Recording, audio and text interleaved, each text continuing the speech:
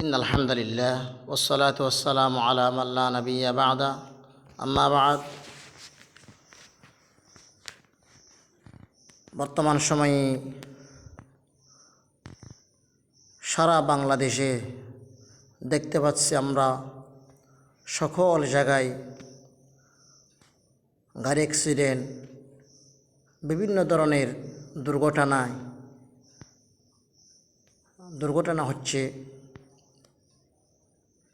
এই বিষয়ে রাসূল আকরাম সাল্লাল্লাহু আলাইহি সাল্লামের হাদিস থেকে জানা যায়, আমরা যখন ঘর থেকে বের হওয়ার সময় রাসূল সাল্লাল্লাহু আলাইহি সাল্লামের শিক্ষা অনুযায়ী আমরা দোয়া পাঠ করব।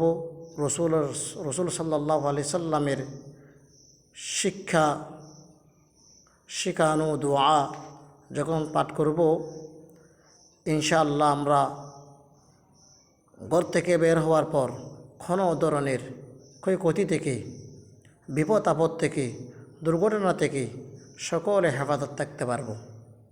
সেই দোয়াটা হলো, রাসূল সাল্লাল্লাহু আলাইহি সাল্লাম ঘর থেকে বের হওয়ার সময় এই দোয়াটা পাঠ করতেন, বিসমিল্লাহি তাওয়াক্কালতু আলাল্লাহ লা হাওলা ওয়ালা কুওয়াতা ইল্লা বিল্লাহ।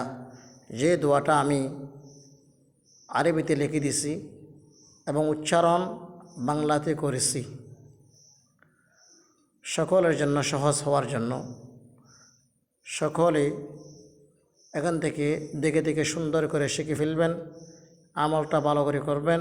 নিয়মিত আমল করলে ইনশাআল্লাহ সব ধরনের সকল প্রকার বিপদ আপদ থেকে, দুর্ঘটনা থেকে, অ্যাক্সিডেন্ট থেকে আল্লাহ পাক রব্বুল আলামিন সকলকে হেফাজত করবে।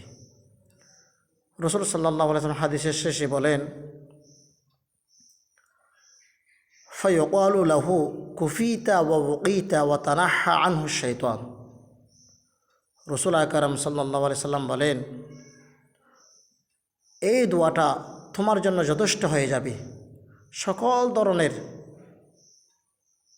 বিপদ আপদ থেকে বাঁচার জন্য, সকল ধরনের দুর্ঘটনা থেকে হেফাজত থাকার জন্য তোমার জন্য এটাই যথেষ্ট হয়ে যাবে।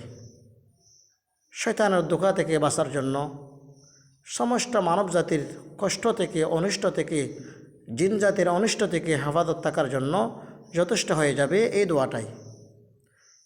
এজন্য নিয়মিত দোয়াটা পাঠ করব।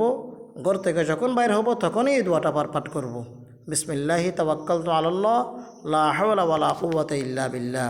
বিসমিল্লাহি তাওয়াক্কালতু আলাল্লাহ লা হাওলা ওয়ালা কুওয়াতা ইল্লা বিল্লাহ। আরেক হাদিসে আছে, যখন আমরা গাড়িতে আরোহণ করব তখন একটা দোয়া পাঠ করব।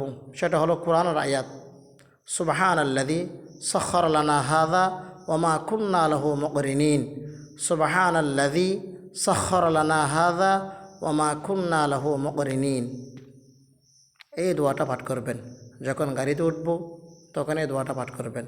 ইনশাআল্লাহ সকল ধরনের দুর্ঘটনা দেখে আল্লাহ পাক রব্বুল আলামিন সবাইকে হেফাজত করবে।